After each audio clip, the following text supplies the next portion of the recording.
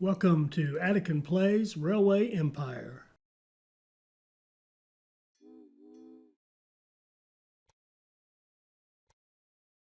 The people are flooding into the back country. The cities are growing. These are truly heavenly expectations.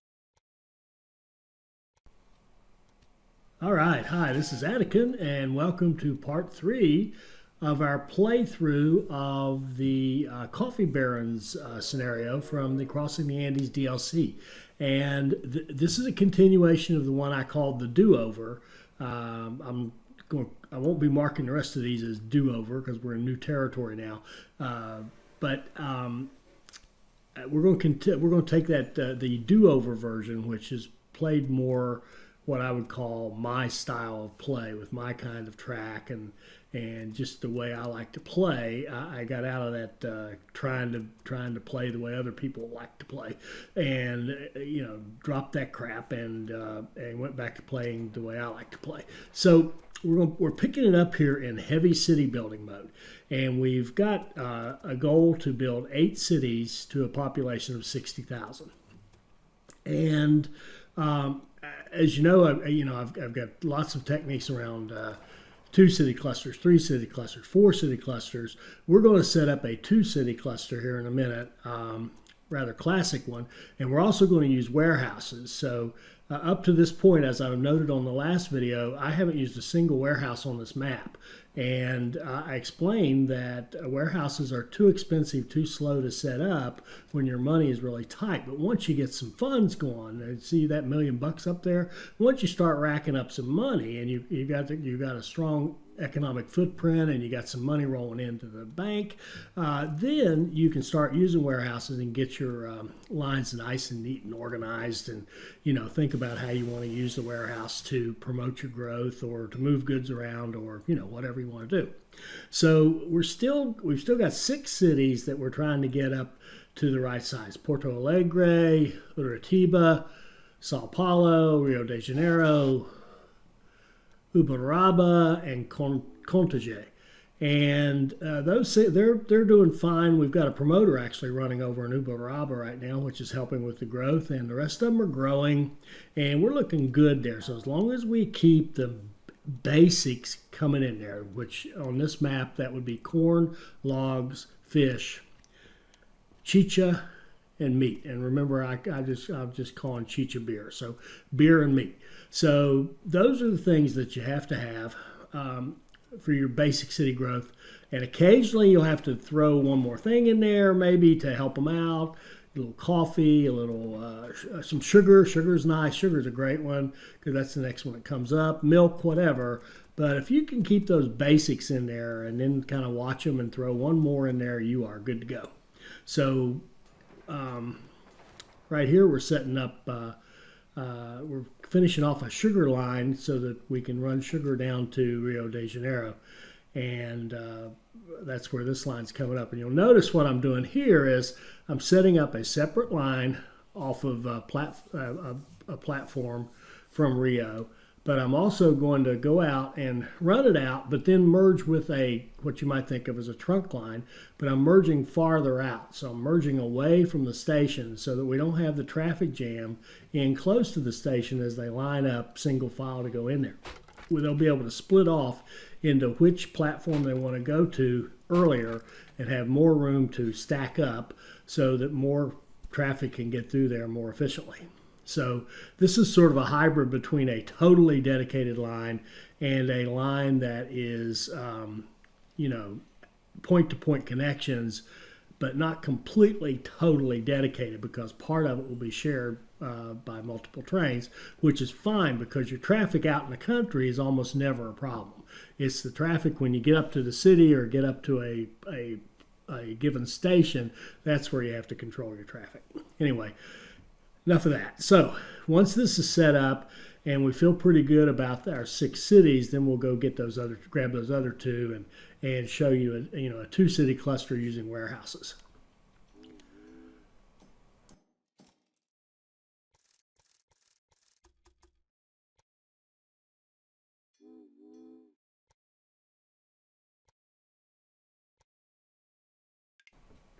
So there you can see we use that platform 2, which has zero utilization right now, to set up our sugar line, and now the sugar can run down from up there in the north and go into that platform 2 unimpeded by the other traffic that's going on in Rio. So we keep doing our research, and now we're going to look at okay, we've got 4 cities now that are at the size we need, and that means we've got, of our base 6 here, 2 of them haven't made it yet, but they're getting there. So Rio is one of those that hasn't made it. And Rio, you'll notice right now, is not growing. Now, Rio's big problem is it doesn't have any logs. We've got logs up there as well to the north, and you can see we've got a lot of track running here that we're going to have to deal with if we want to get some logs down to Rio. But I'm going to take kind of my approach to this. We're just going to almost brute force those logs down there by running a line up through, and we're not going to worry about how many lines we have to cross over to get there. We're just going to do it. We're going to run almost straight up, share lines a little bit, but basically we're going to make sure that we can get logs down to Rio.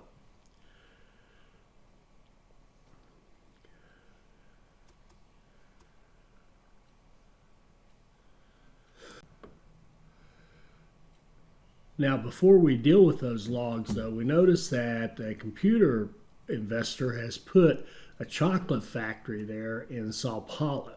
And remember that one of the key things about your city growth, it's not just pumping in those materials, and it's not just running your city-to-city lines, it's also controlling what factories are in place. And you really want those key fundamental early ones that a lot of people can use and that you can easily supply. And what we've got here is we're going to invest and buy that chocolate factory and immediately demolish it and replace it with a paper mill, because we know we've got logs coming in to Sao Paulo.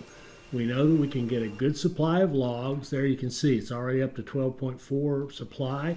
So we're going to expand it. We're going to put it in a museum and let it keep growing. Now, Sao Paulo is big enough, but we want everybody, all these cities, to keep growing because that's just more revenue. The bigger they get, the more goods that get shipped, the more passengers, the more mail. Everything's good. And now one other option here, you could take the tactic of every time you hit 60, I've done this before, every time you hit 60, put in a university and expand your research. But I really like, and I've tried both and they both work perfectly well. I prefer museums. That's my favorite building because of the city growth. I love to see those cities keep right on growing. Now here we're going to put in a big old line that has to cross 1, 2, 3 different tracks to in order to get all the way up there. So I'm kind of sizing it up to see how it's going to look running all the way up there. And the purpose of this is to get those logs down to Rio. And you'll notice, I mean, we could, there are ways we could do this to use some more common line and branch off them and all that stuff. And I just said, I want to go straight for it.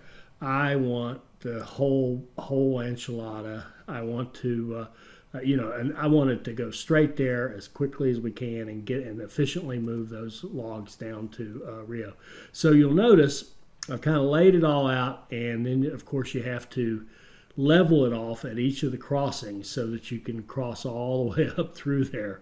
It's really a bit of a job, and when you go through and make changes above it, sometimes see how that messed up the connection that we had, so we have to kind of redo it.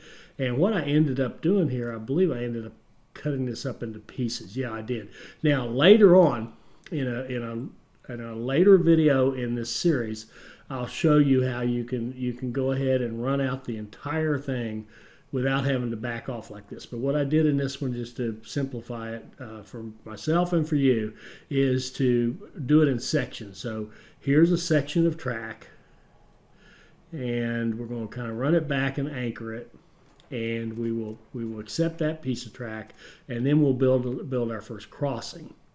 So we'll come out of that, build our first crossing. And what you have to have is kind of an anchor point on both sides of the crossing like that. Now, once that's set, and I notice it's missing missed the end there. So every time you change it, you got to go back and redo it. But there we go. We've got a nice clean crossing, so we accept that one. Then we'll just take, that's an anchor point. We'll go over here and kind of stop it so it has an anchor point on the other side, and then get our connection, or our crossing, and go on. And then we'll go up here to the next one, get a little anchor point, and in this one I went ahead up and made the final connection up to the final line. Then straighten out the middle, kind of get it how you want it. And of course, you could keep the bridge or the tunnel. That's fine too. But these lines are not getting tremendous amounts of traffic, so I would prefer at this point to save the money and have the flat intersections. And you'll notice that was pretty easy. So the key to it is to have the line anchored on both sides. So here you're going to see the second line coming up. You have to do the same thing. You have to kind of snap it to the track on both sides of your crossing, and then straighten out your crossing. And of course, that's the one thing they haven't been able to do. They haven't been able to figure out how to make that a perfectly flush connection. So you will get that little bow. But notice how we've got it now kind of anchored on both sides of the crossing, and then we just straighten it out, and boom, there you go. There's another clean one. Then we go down here and we'll do it again. And as I said, in a later one, I'll show you how you can do the whole thing. You don't have to do these piecemeal like this. And really, the key is to understand what I'm talking about right here, which is the idea of the anchors. Now, by the way, that one has a pretty big bow. If I'd made the anchor points a little farther away, it would have been easier to straighten them out and make them look a little prettier. But they work just fine the way they are. So now there we go. After all that work, we've got an entire line that goes all the way up to the logs, crosses over 3 different double tracks. And the other thing is, when you set your signals, you have to go to each section after each of the crossings and set the signals in each of those sections, because the signals won't carry all the way through when you use the functionality to space them out automatically. You have to actually put them in each section. They act sort of like same thing you see if you had put, if you've ever put your supply towers down before you put in your signals, you'll get that same kind of thing. So here I started to expand that station and thought, man, wouldn't it'd be cheaper and easier to just build another station up here for Rio de Janeiro and just run it out and link it up and go like that. So we're just going to double track it down and tie it off and link it into the main line going down, the main log line going down, and put in some signals. And now we've got ourselves the ability to run logs all the way down directly to Rio de Janeiro. And that will pretty much ensure that Rio de Janeiro is one of our 8, because now we've got a beer meat line with Sao Paulo, we've got coffee nearby, we've got sugar and corn going in there. And do we have corn?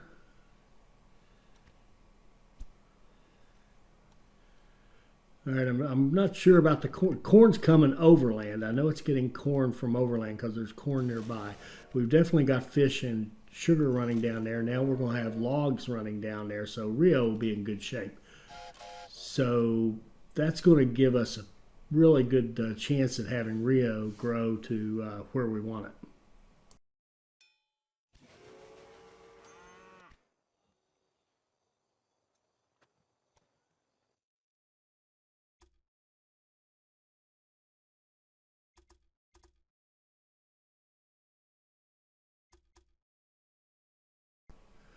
And here we have good timing because we notice that Uberaba has grown through 40,000 and can take another industry. What we're going to do is make sure that we put in an industry that we can supply so that we can keep that supply up. If you put in, say, a steel mill and you can't run ore and coal down there, now you're missing a whole bunch of supply. You're really killing city growth because you can't get the ore or the coal, which now the city is demanding.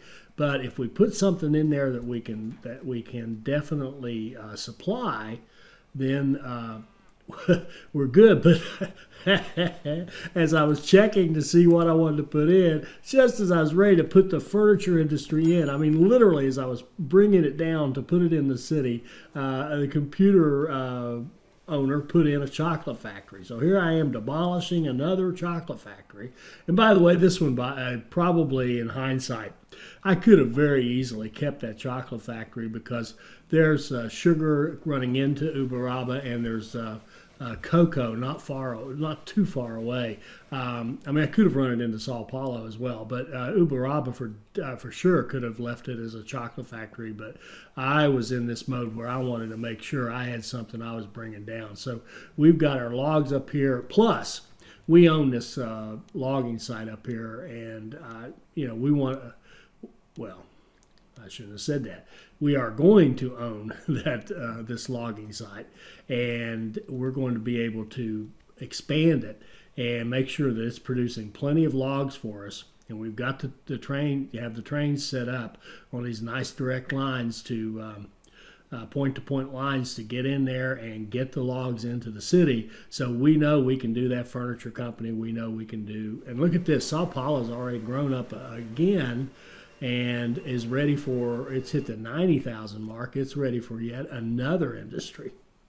So really good job of growing that one, and really nice result there. So now I'm going to set up another line to go in there. And I think, we'll hold off. I'm trying to remember if I put an industry in here, what exactly goes on here. Give me a minute. I got to watch it along with you to remind myself what's going on here. If you can't figure it out, I've already played ahead, and I'm well ahead of where this is going. So sometimes my poor little old mind just can't remember what's going on.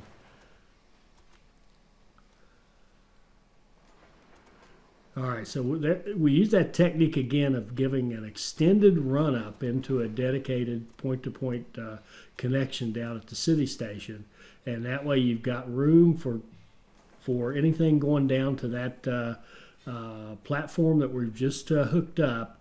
We've got this extra room for trains to go down there and queue up to wait without tying up the other line that's already running a bunch of trains, and the other lane won't impede the progress of this new lane we just set up.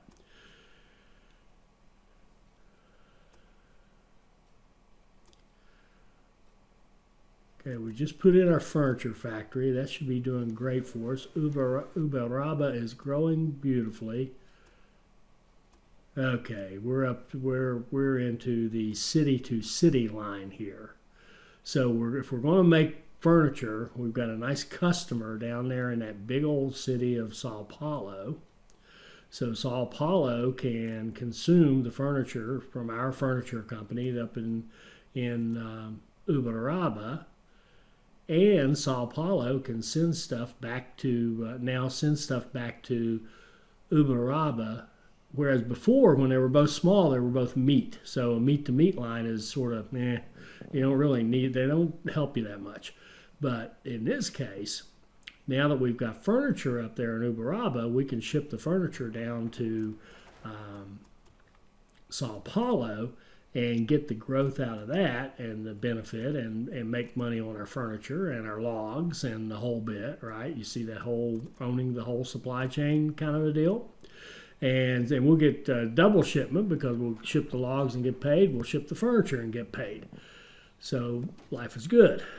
And so now we've got this, that we can set up this line going down to Sao Paulo with a nice dedicated line that shares some track in the middle, but it can move the paper up to Uberaba, which needs paper, and Uberaba can move the furniture down to Sao Paulo, which needs furniture. Lovely. And this is really kind of the heart of all the, if you've seen my other videos, the whole idea of the clusters is really to come up with this idea of symbiotic relationships between cities, so that I'm giving one city what it needs for its factory. It's producing something. That production is going to another city that needs that, which is in turn sending back to the first city something that it needs. And that's the whole idea. So you could think of now Uberaba and Sao Paulo as a two-city cluster, but they're really not, because we don't have the the real one that has the beer meat. But now we've managed to turn this into a really profitable line, because we've got two products that can be interchanged, the paper and the furniture.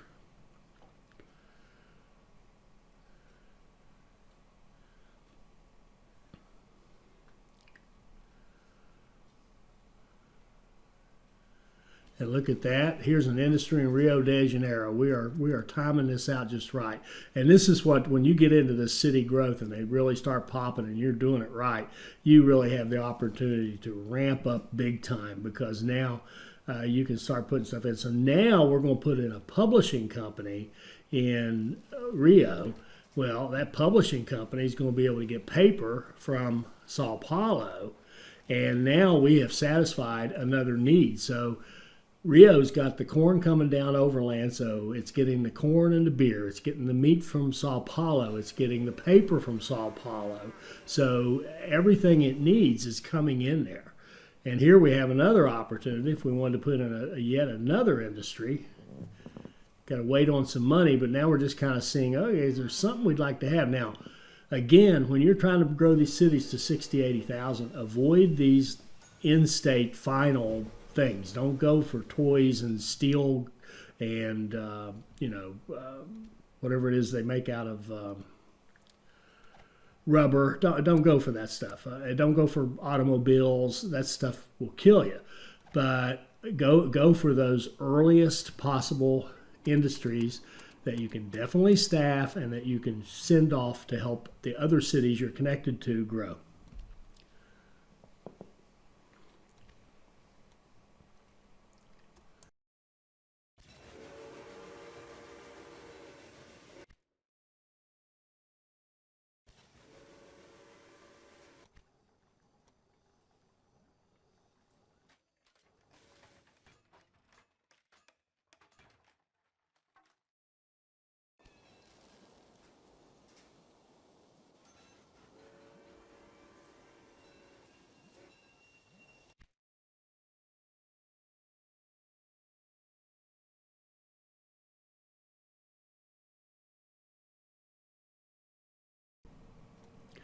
Okay, it's time for us to think about our next two cities.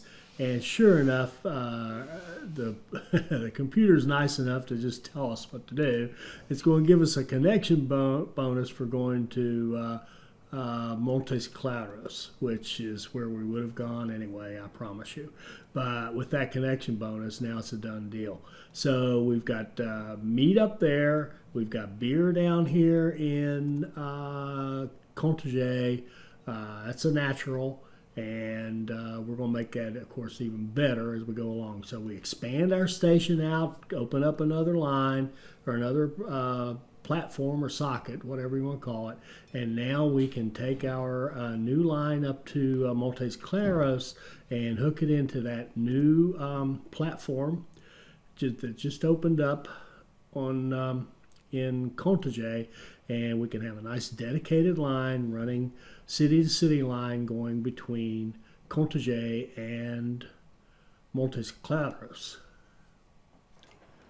There we go. We got our connection bonus. So that $350,000 bought us pretty much paid for, I think, the track. Let me see how much was. I didn't catch how much that track was. Let's see how much it is going back.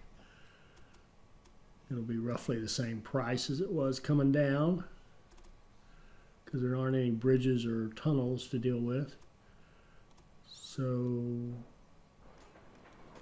again, I missed it. Doesn't matter. But that $350,000 basically gave us our connection to Montes Claros.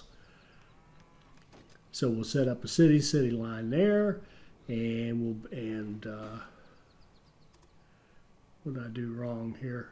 Oh, I got my signals backwards. And I'm finding that rather than going out there and trying to delete all those signals that are, or turn around all those signals that are messed up, it's easier because of the refund just delete the whole line and build it again, and then try to make sure you don't mess up your signal direction. I had all my signals pointing the same way.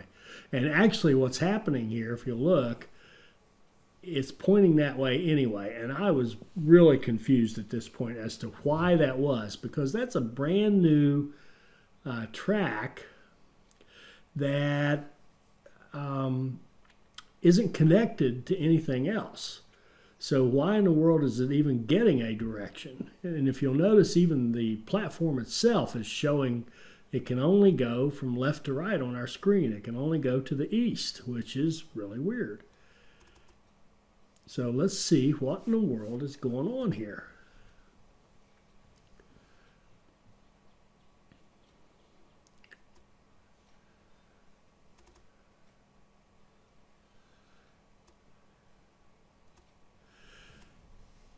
And I just spotted what it was. I remember what it was, but we'll hold off until we actually see it here.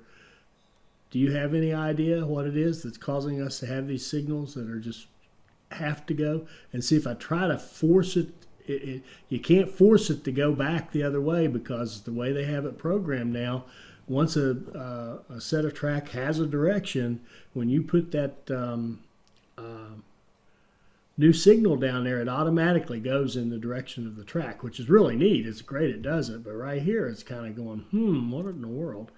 Because I really want to set it the other way. I want that signal, as we're looking at it, I want that topmost track to go right to left, and it just won't do it. So this one took a little head scratching. So we're looking at the track to see if there's any broken parts, which actually wouldn't, in hindsight, would not be the problem. But we're going up through here and just kind of looking at it carefully, and then we see something that we don't like. Can you see it? Right up there, we've got a signal that's actually past our intersection. So it was saying that the track up there past the intersection had to go up the screen, and that means it was pulling all the track with it. So everything was being oriented that way. So now we can set our signals to go the correct way and set up our supply towers and run our line. So that was an interesting little mystery there.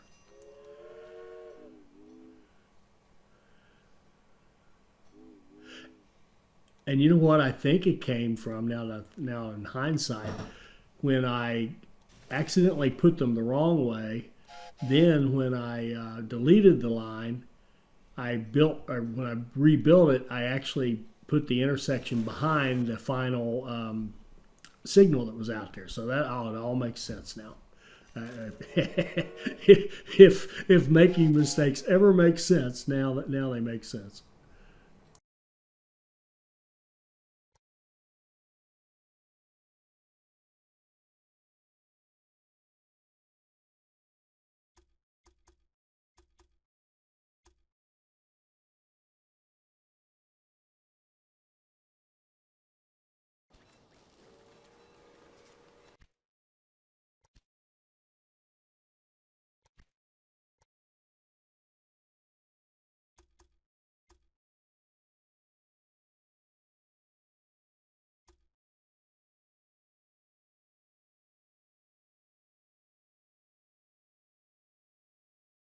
Is Claros, and it's going to be Piranha, which is up there to the north, and multiple reasons for picking it. First of all, beer meat line, awesome.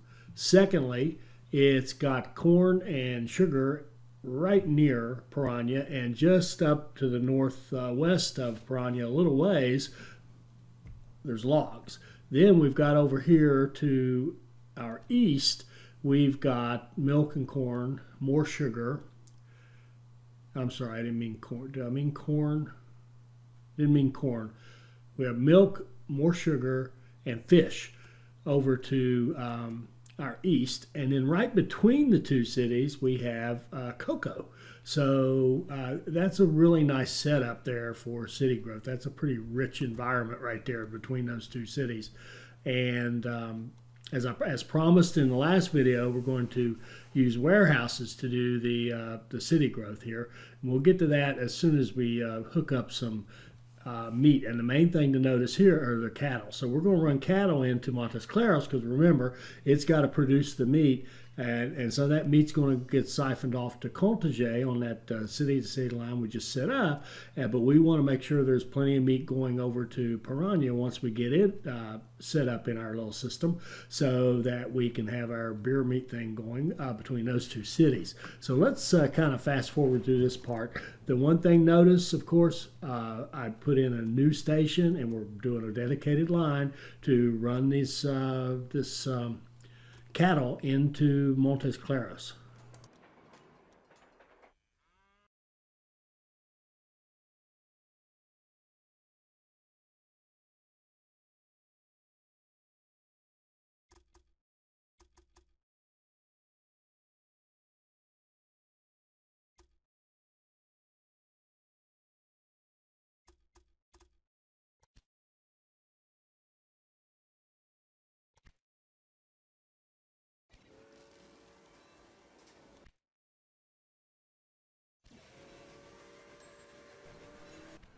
So here I'm just double checking to make sure that we've got our 6 because I know once I get engrossed in this, I'm going to, my attention is going to go right here between these two cities for quite a while. But we're in great shape for our first 6, so we just got to get these last 2 going. And so now we're going to set up, the first thing we're going to do is actually have a city-to-city line. By the way, during the little fast forward there, you probably noticed also while I was there, it was easy run, I ran a dedicated line of cattle over to Porto Seguro to get a little extra income and to give them some cattle. So because one of the things that would happen is if you start running the cattle off on your rail line to Montes Claros, it's going to tend to pull all the cattle and Porto Seguro could actually dry up because it's not even getting cattle. But that's not a big deal. We're not targeting it for our growth, but just the same, it was there. It was easy. It's money, so why not? So we're going to run a city-to-city line between Montes Claros and Piranha. Now, the reason for the city-to-city line, 1, they make money, and 2, we can take any goods manufactured in those cities and exchange them without having to worry about a warehouse for that, which frees up our warehouse to handle all of our raw materials we're going to need for this initial growth. So we're going to run that city-to-city line. That'll be the exchange of the goods, and that'll be the beer and meat right now. And later on, it'll be more things, but right now it'll be beer and meat. And this is a classic 2-city cluster right here, the beer meat line, where we have a city-to-city line so that the beer and meat can be exchanged along with some passengers and mail. And that's what we're setting up here to run between the 2 cities. Not much to say about it. It's just a dedicated point-to-point line, double-tracked, standard setup.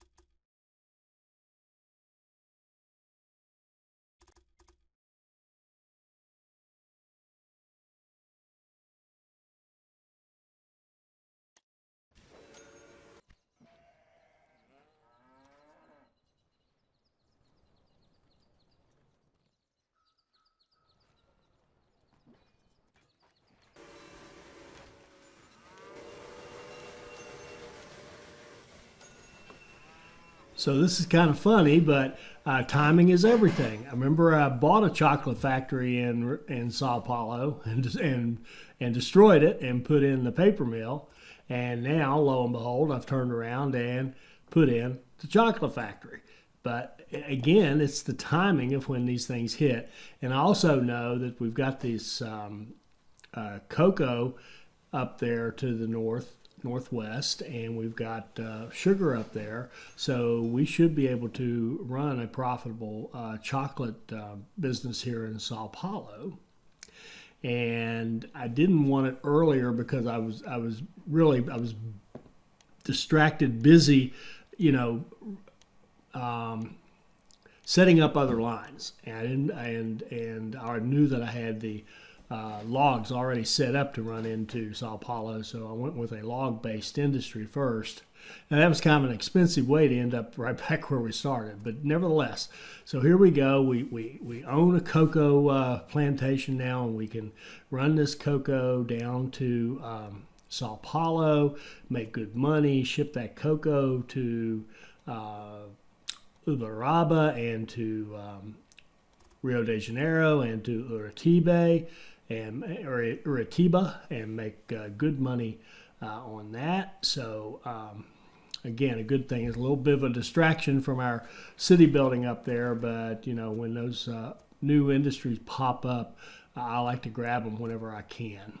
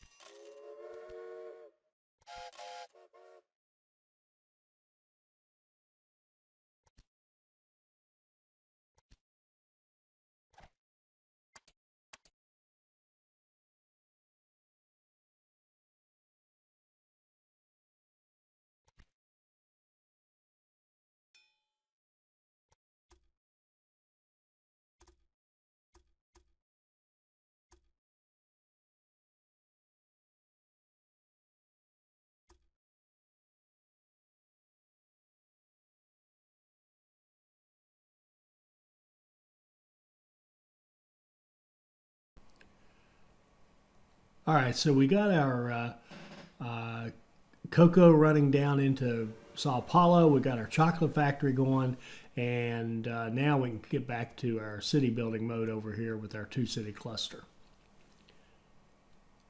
We've had our the city line running, and it's time to expand this now and get serious about building up these two cities.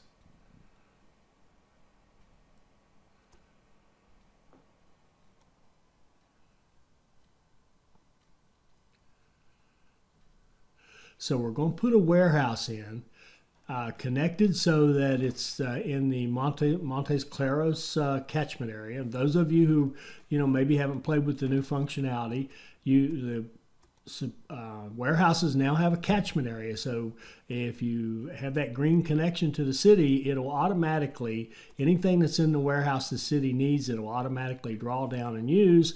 And anything that you have turned on in the warehouse that the city produces can automatically be loaded from the city into a train that's at that warehouse. So it's a lovely thing. And we're going to use a variation here where we do warehouse to warehouse. Now this is a little bit tricky. You have to be careful when you do this type.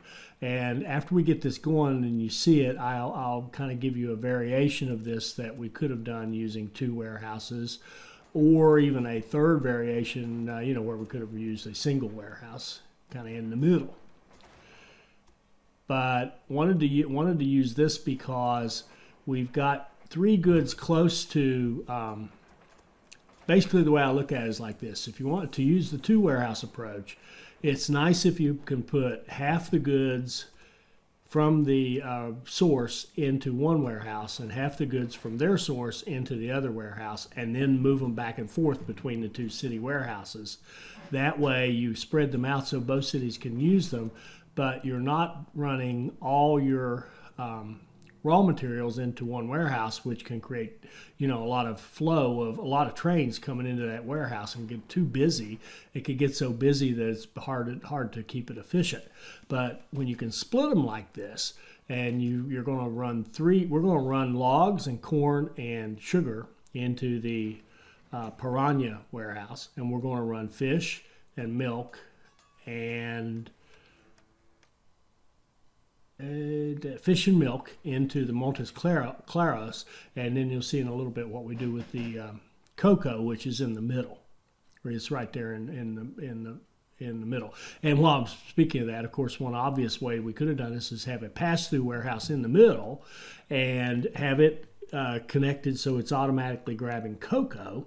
Then we would just run all the other stuff into it and then run trains through that. I didn't use that approach because of where these three things are located. The logs, corn, and sugar are over here to the west of Piranha, and it's a nice, easy trip to run them into that warehouse. And then same thing with the ones over to our east. Pardon me. To our east, we have the fish and the milk, and it's very easy to run it to the warehouse down there at Montes Claros. So now we're setting up the logs to run into our warehouse. It's a fairly easy straight shot through some heavy woods, deep woods right in through there. We've got some two small bridges, but it's a really pretty inexpensive run to be almost 500 miles. It's pretty cheap. And we're going to set up our warehouse with kind of that classic opening up all four platforms to traffic. And I've said before, I will be talking a little bit more about these. And it may become a sort of a moot issue with the 1.7 when you get those auto signals for the warehouse and the large stations. It's going to be a different animal as far as throughput into your stations. But for now, you got to watch it and be careful how you get your throughput. So again, as these cities grow, we're continuing to give them museums to keep them growing. And there we can see that tells us both of those cities have hit their 60,000, because we have to hit 60,000 for us to put a special building in. So that means we've got 6 of them done, and we've just got these 2 to work on.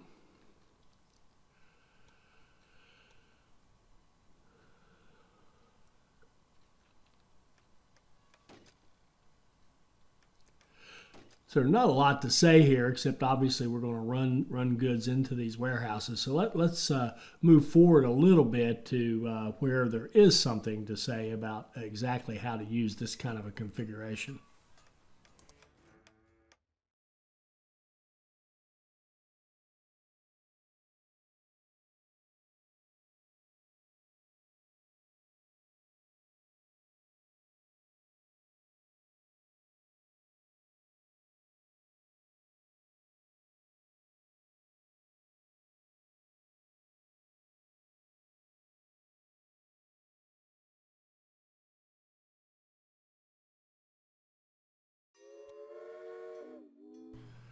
So there we go. We've got goods running into the warehouse. Now it's time to set up our.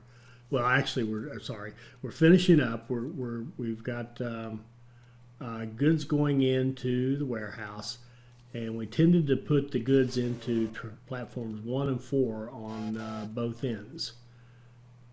The idea being that 2 and 3 would be where we'd run our warehouse to warehouse. So here's our first warehouse to warehouse. I did name the warehouses so I could keep it straight. So here's the thing you have to do, and I've already forgotten to do it. So I've already missed the key to this whole thing.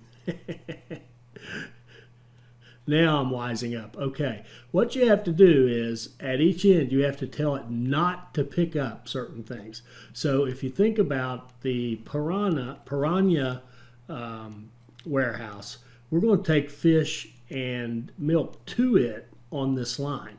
So we don't want to turn around and carry it back right where it came from, because if you don't watch out, what will happen is the train will actually take it'll take 8 fish from Montes, go up to Piranha, drop it off, and pick up 8 fish and take it back. Total waste of time. So what you have to do is say, don't take the items that are being brought to this warehouse from the other warehouse. Take the items that are coming in as raw materials to this warehouse. So from Piranha, we obviously want to take logs, corn, and actually not sugar, because we got sugar coming in both ends. We want to take logs and corn back from Piranha to Montes Claros, and at Montes Claros we want to take the milk and the fish back to Piranha. So that means we don't want to take the other stuff. So here I've realized I forgot to put in my junction to open up those lanes. So my logging, all my lines were actually running out. They had to go out to all the way up to the other warehouse just to get turned around. So that was a brilliant move right there. But we got that fixed, so they'll go back and correct themselves. See how many trains are running on that line right now? They shouldn't be. They should be turning around at the warehouse and going back. So now when we click it, that's more like it. Now we're down to just that one that needs to find its way back. And he'll get his way back there, and then we'll be good. And so now so you can see his route now is just to the warehouse and back the way it should be. So now we're down to 2 trains. So now we've got these 2 trains set up with the don't take kind of rules set up, and we've got one going into track 2 on each end, and the other one going to track 3 on each end, and then we'll just alternate copying them until we have alternating trains going back and forth, taking the right goods back and forth. Now the one we haven't dealt with is cocoa, and actually it's because at this point I haven't, and I should have already decided this, but I haven't decided how I want to handle the cocoa that's in the middle. We haven't actually started loading the cocoa into the warehouse yet, and it's not really needed by either city yet, but it will be, and we want to be ready for it when that happens.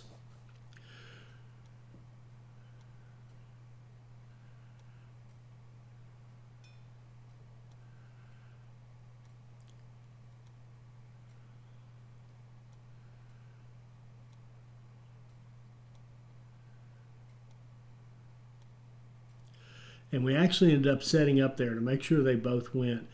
We set up trains with priority of fish, and trains with priority of sugar, because I used a station that would grab both of those there. And I really did it not because there's any great advantage to having the 2 picked up by one station, but because that terrain over there is really kind of rugged, and I just felt like it would be cleaner and easier to put one station in there and run the lines out rather than having 2 stations and figuring out how to merge the lines and all that kind of stuff. So that was the main reason for that.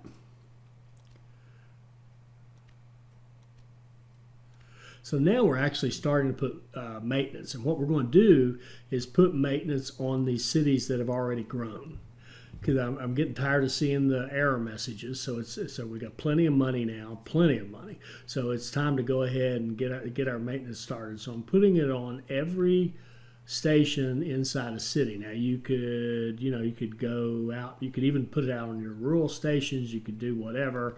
I typically will get it to all the stations, so in the city, so that I know that every train I'm running. Oh, plus any warehouses that are kind of out there on their own, that every train I'm running will hit maintenance somewhere along the way. And city to city lines, it'll hit it both sides, but at some point the train will have the opportunity to have maintenance.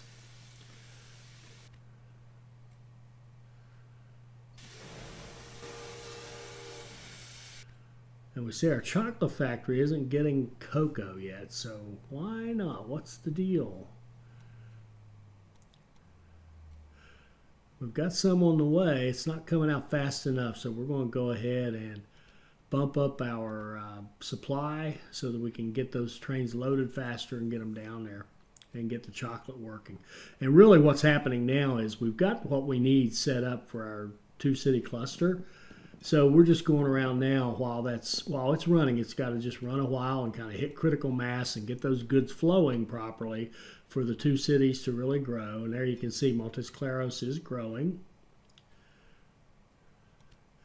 And even going to put the maintenance here. At one point, I contemplated not doing it, not having it on the two cities I was trying to grow to keep the trains moving, but I decided that the truth of the matter is if you can keep the maintenance up from the beginning, it's not such a drag on you to have the maintenance buildings, and you know, you can keep them running. You don't get as many breakdowns, so that's the trade-off there. So we're taking a look at that Piranha's really looking good now, and Montes Claros is at 98% satisfaction. So we're and look at that right down the line, everything it needs, and we've even got the next couple lined up for it to get what it needs. So in other words, looking pretty good here. So that little two-city cluster, super simple to set up. You know, the only thing complicated was that don't take this from this warehouse idea. So if you kind of got that one down, you should be good to go with this kind of a setup. We got a clean city line. We got a clean warehouse to warehouse line. So we're looking good. We just have to deal with the cocoa. We still haven't actually figured out how to do the cocoa yet, because again, it's not absolutely needed just yet. But here we've got a bonus for milk, trying to decide what's the best place to put it. And what I decided to do was to run it down to Uberaba and to Contige.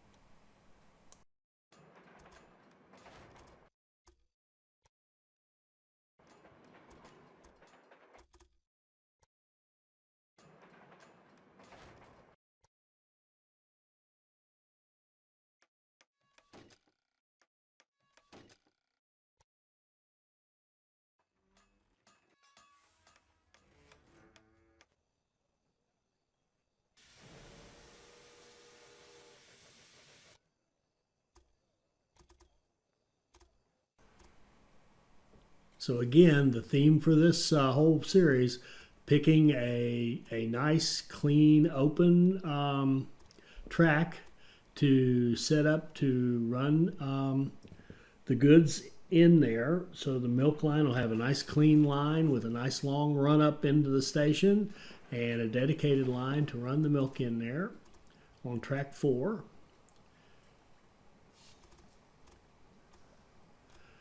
And we'll be able to move milk efficiently into Contige without having a bunch of traffic jams, even though we've got a lot of stuff coming into that big city.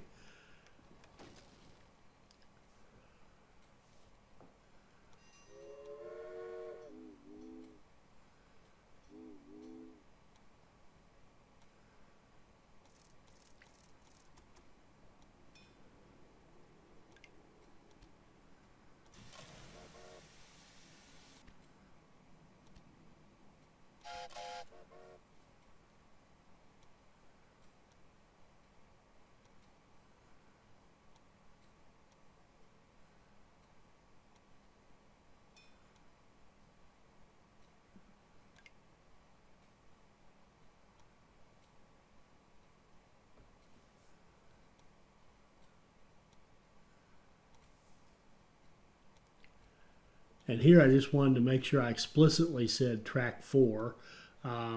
I forgot to do that up front. I wanted to make sure I'd explicitly told it which track to go into in Contige. It doesn't do you much good to set up a nice clean platform that nobody's using and then have it by the optimizer pick a different platform for you. So now we're going to do a little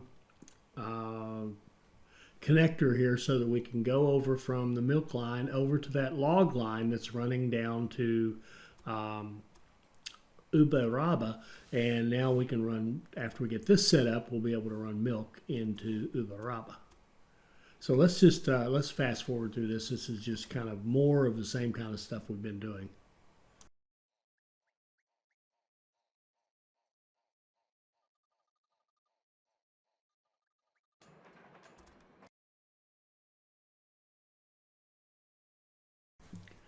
All right, so now we're back to our two-city cluster, and it's time for us to figure out what we want to do with our cocoa.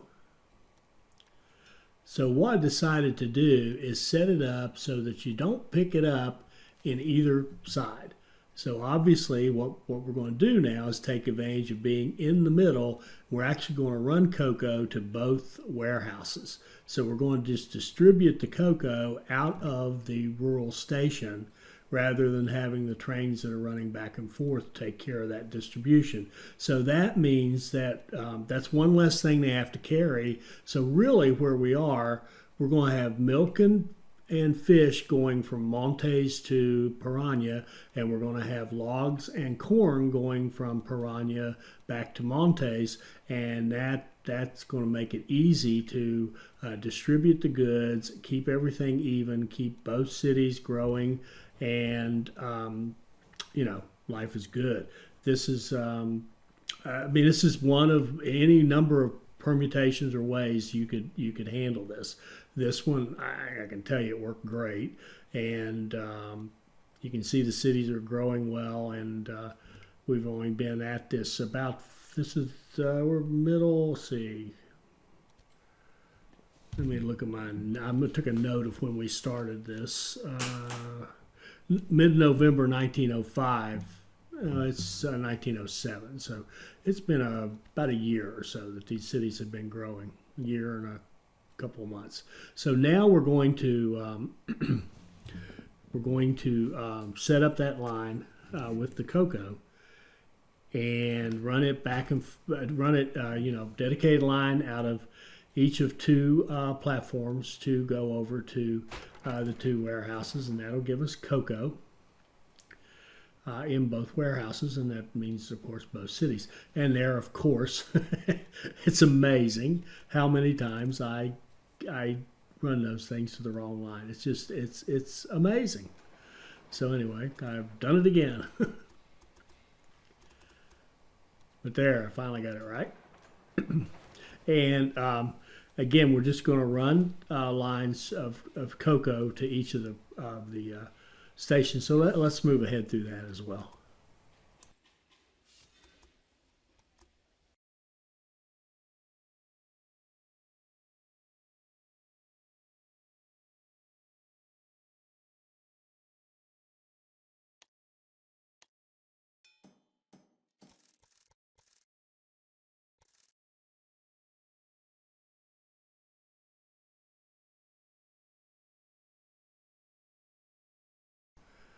Now, did you notice that I'm bumped up the amount I would take in the warehouses to max on the cocoa? That's because we own that cocoa plantation, and if we ship to that warehouse, even if it's not consumed, we make money on it at our plantation. So I wanted to ship as much of that cocoa as possible. Even if we're overproducing, that's fine. We're going to get paid until that warehouse is so full that it can't take anymore, and then it'll start to slow down.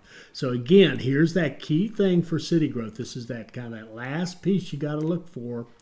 Got to have the right industries in there. So that car industry has no business being in Monte Claros and would actually mess up our city growth.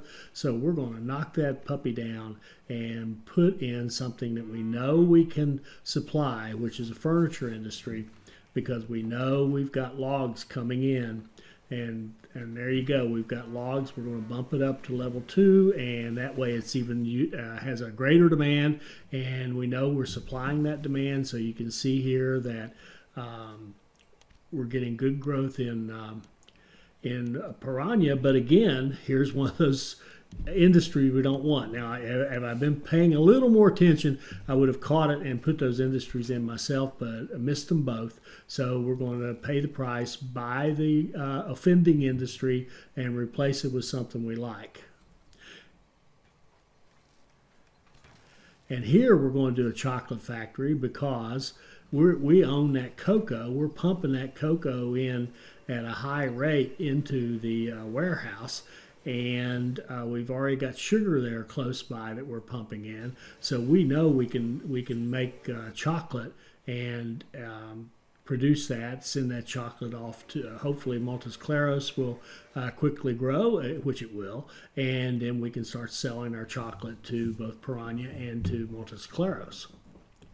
But the main thing is we know that we can keep it supplied so that the demand that factory creates in your city is being supplied by the sugar and the cocoa.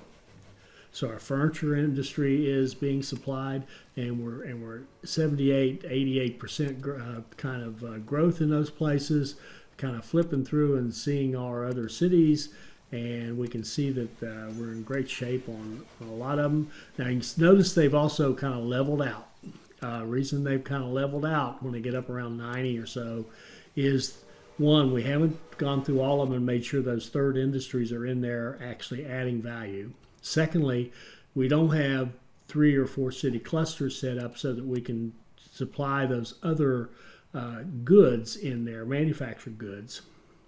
And, we've just kind of hit that point. But the technique we're using here, kind of making sure those first 2 industries are useful, is how you get to 60, even really to 80,000, even 90,000. Just getting those first 2 industries to make sure they're useful and complementary to the cities that they're attached to. Now you notice another thing. It's September of 1907. We've been playing for 7 years. We've now got 7 out of 8 cities, and we've run that same train, the first train that we get. I forget the name of it now, but that first train is still the one we're running. So we're going to throw a museum in Piranha and let it keep growing. And it looks like Montes Claros is our final one to punch in for us. So once it does, we'll have our goal of 8 cities of 60,000.